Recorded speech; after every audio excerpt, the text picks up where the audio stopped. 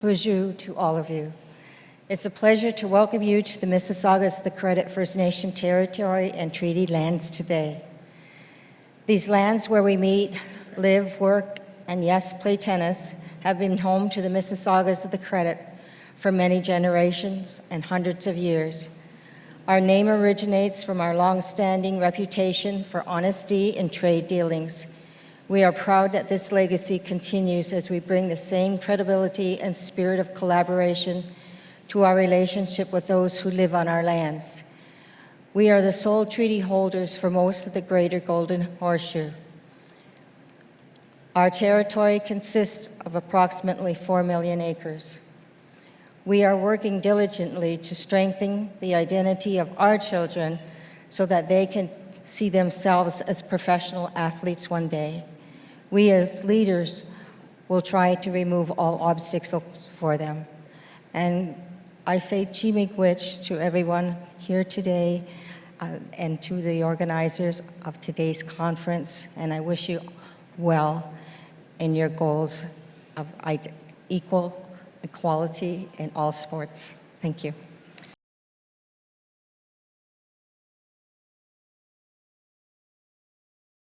Are we playing the game we should be? Are we capable of something greater? Are we the best version of ourselves? These are questions I never had to ask as a competitive soccer player. From 4 years old to 14 years old, I was the only female on my team. That was my normal.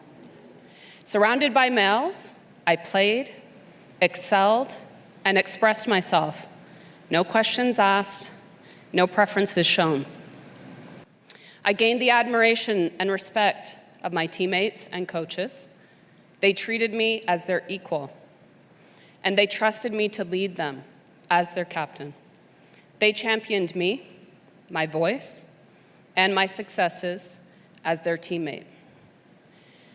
Growing up, I was grateful to have sports in my life, and I was lucky to be good, if I say so myself. My experiences were so positive. Great experiences and lots of joyful moments are what kept me in sport. At age 25, I played my last competitive soccer match, a major transition period in my life. Beyond a few years of coaching, I wasn't sure what was next. I was ready to give it all up.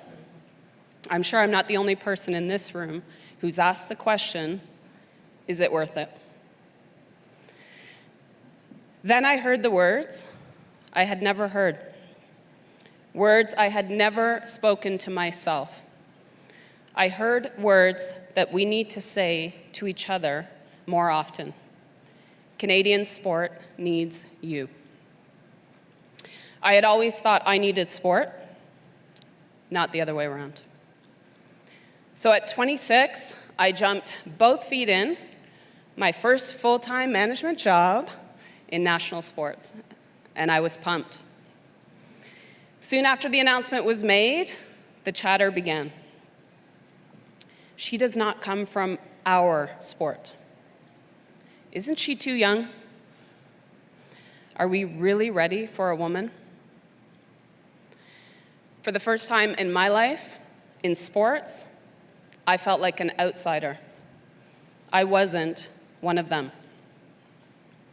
As time passed, I realized two things. One, my experiences off the field of play made me question whether I wanted to stay involved in sport.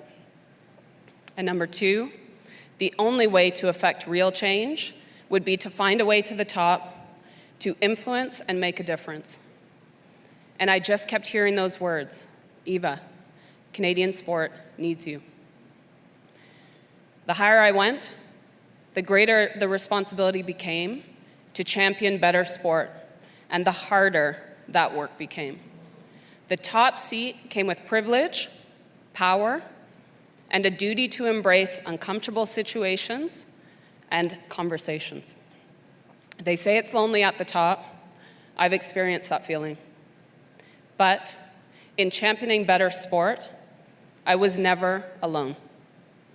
I have immense gratitude for the champions of this work the many that came before me, that constantly lift us up and encourage us to keep going, often when no one is looking. That brings me to the present day. 20 years after my first job in sport, you can do the math. We still need to have uncomfortable conversations. We still need more action, but we're finally at a tipping point for women's sport in this country.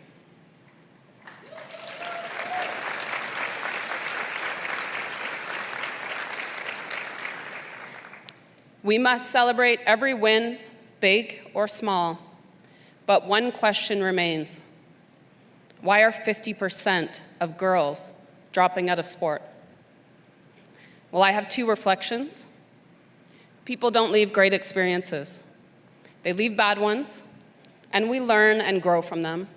But feeling valued, welcomed, and included is people work and the foundation of a great experience. And number two, every single person in this room can be someone else's champion. Through your actions and your words, you never know how you can change someone else's life or how they will change yours. It is my honor to welcome all of you, my fellow champions of equity, to our third annual Unmatched Gender Equity in Sports Conference. Thank you. We are 570 strong in this room today.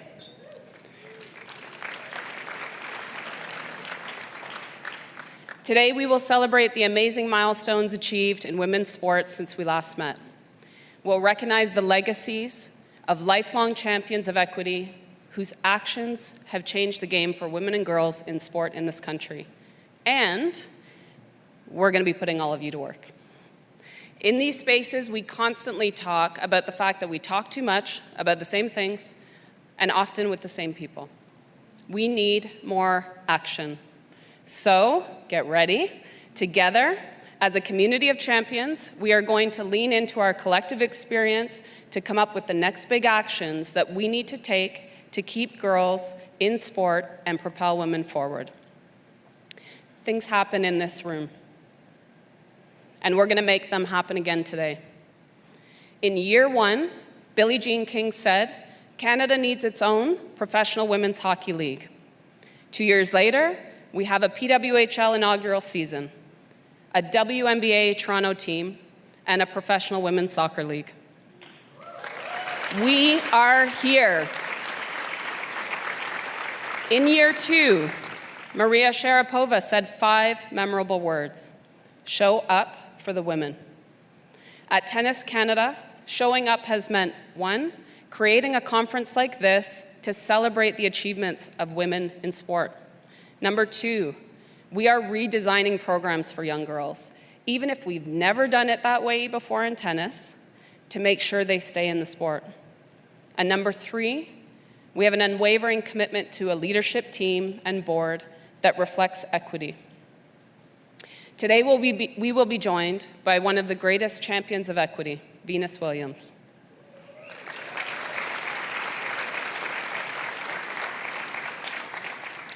You may remember she said once, if you're in the business of change, you must be prepared to play the long game. Progress is slow, often agonizingly so. It's seldom easy, in fact, it's pretty near always tough. But the tough thing and the right thing are often the same thing. Clearly, we're in the business of change, and we are also in the business of people. The change we need is real collaboration, to challenge leaders, to open doors, to lift up the next generation, to celebrate each other's wins instead of knocking each other down, to ensure that every person who wants to participate has an equal opportunity to achieve their personal greatness. In the words of my good friend, Carmelina Moscato, who you'll hear from soon, let's just keep doing better.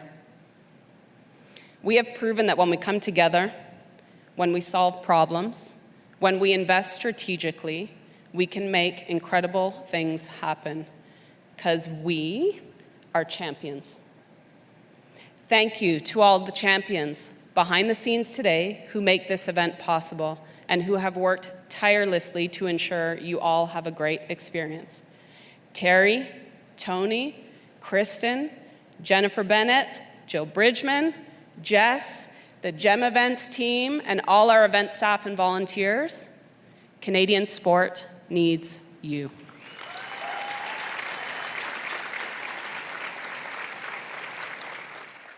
Thank you, Eva, for the introduction and such impactful and thoughtful opening remarks for us today. I'm very happy to be joining again the conference this year. I know that we're going to have very insightful, thoughts about that very important topic and conversation to make equity a priority, not only in tennis, but in all sports. As many of you know by now, National Bank has been closely involved with Tennis Canada for nearly 20 years. And through those years, we've seen our partnership evolve in so many positive ways. And 3 years ago, National Bank consolidated its role as title sponsor of the National Bank Open here in Toronto and in Montreal for a duration of 10 years. Why 10 years? Because we deeply understand that the time commitment is required to move the needle to really where you want to go to achieve your goal and meet your values. And equity is at the center of both our organization and is at the center of our partnerships. And to that end, we've, like Eva said, we've put together very concrete actions. For example, we have that long-term relationship. We set the vision on the game, set, equity strategy that aims to advance equity for women and girls at all levels of the tennis ecosystem in Canada, on the playgrounds, and to the pro tours. We go through different initiatives. One of them is the Game Set Equity Community Tennis Grants, which have so far helped 32 organizations across the country implement gender equity initiatives. Also, there are 41 girl set match tournaments that have been organized through the provincial associations.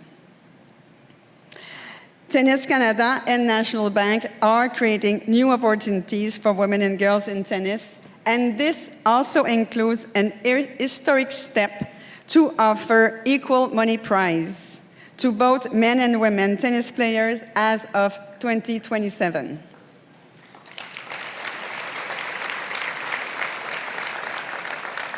Our goal is to see more women and girls enjoy the benefits of tennis, to grow in their tennis journey, and to get the exposure and recognition that they deserve, and to continue to progress on and off the courts, encouraging them to continue playing and enticing even more to pick up a racket so that they become long-life players and reap the benefit of active lifestyle and personal growth through sports.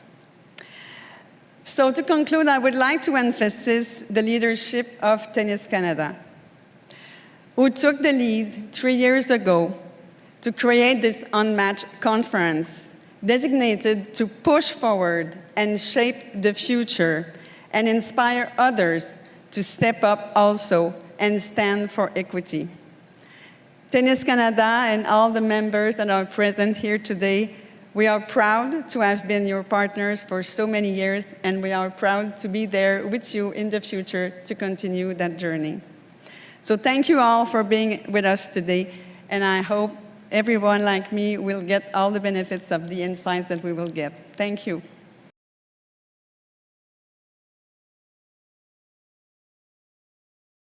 Good afternoon, everybody. How are you? Good?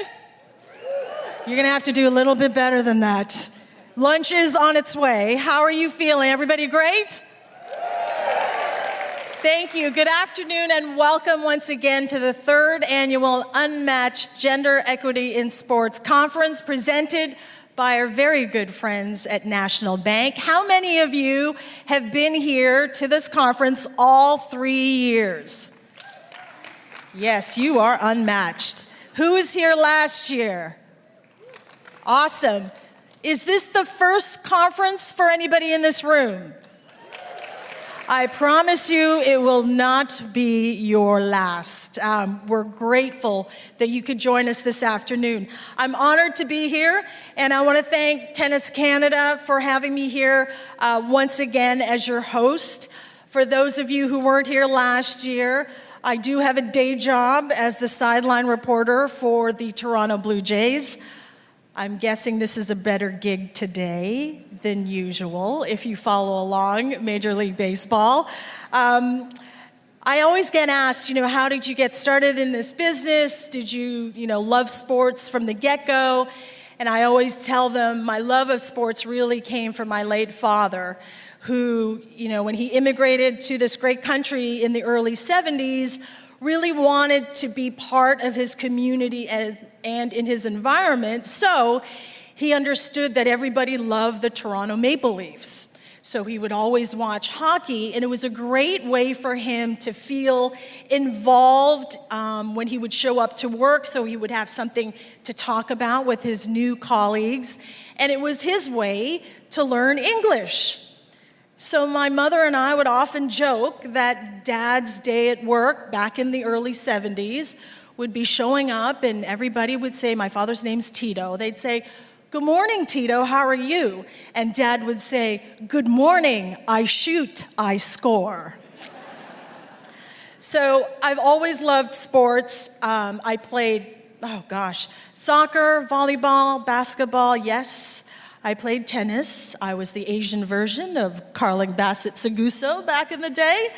I played virtually every sport that I could, and I ran track. So this has always been in my blood, and I am here today because 20 some odd years ago, someone took a chance on me, and someone put the work in that, can convince people that an Asian Canadian could work the sidelines for America's pastime. Like, talk about being an outsider. Think of it that way.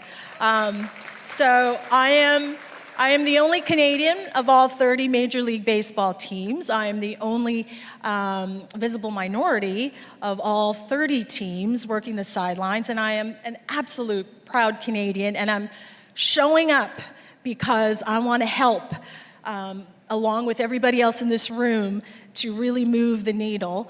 And as Eva said, let's not have outsiders. Let's be all insiders, and let's do it together. So, are you guys ready? We're going to have a fabulous afternoon for you. I'm going to take this moment, though, because we're not here without our sponsors. So, our sponsors and our supporters who've made this event possible. Thank you to our presenting sponsor, National Bank, once again, whose significant investment into the advancement of women and girls in tennis in Canada makes this event and Tennis Canada's broader game set equity initiatives possible. Thank you, National Bank. Thank you to our associate sponsors, including Sherry Shannon Vanstone, Hologic, thank you for my gift bag in the back. I'm going to be loving that. Thank you for that. Cashmere, Motorola, and Erd and Burles LLP, The Greater, and Dove. Much more on Dove's work a little later this afternoon. Also, thank you to the Government of Canada for their support. You got to thank the government. Very important. Thank you, Government of Canada, for helping us out. And thank you, everybody here, for being here and really championing in your own way a more equitable sports system here in our great country. Our audience today, very exciting, made up of amazing individuals, including the next generation of leaders. So thanks to Sherry Shannon Vanstone, 30 next-gen leaders are here with us, participating in the conference. Yes. And they're going to be attending the evening's tennis match at Sobe Stadium featuring, listen, I'm a Filipino Canadian. I may or may not have a soft spot for one Leila Annie Fernandez. These young people of all genders, along with a few other tables, are emerging leaders. They represent several community organizations, and we are tickled pink to welcome them into this space and encourage everyone, as you are comfortable, of course, to say hello and to network and to really get to know someone new. So welcome to our next Jenners. We want to remind everyone to keep flash photography to a minimum. I always laugh when I see this because does anybody use a flash these days? Flash photography to a minimum and mute your devices. Post on social, tag at Tennis Canada on Instagram, X, and Facebook using the hashtag Unmatched24. You can tag me too. It's up to you. I would love to see the photos and all the memories that you guys compile this afternoon. I can feel the anticipation, and I hope you guys are all excited for what we have in store for you this afternoon. So before we bring up our next guest, we want to acknowledge the critical role sponsors play in the collective vision of helping to create opportunities and awareness for gender equity in sport. While we are proud that we're coming into third year of the Unmatched Conference, the work, as Eva mentioned, as Lucie mentioned, that goes into ensuring social change and an equitable sports system is a year-round conversation. We can't do this every August or every summer. It's got to be a year-round conversation.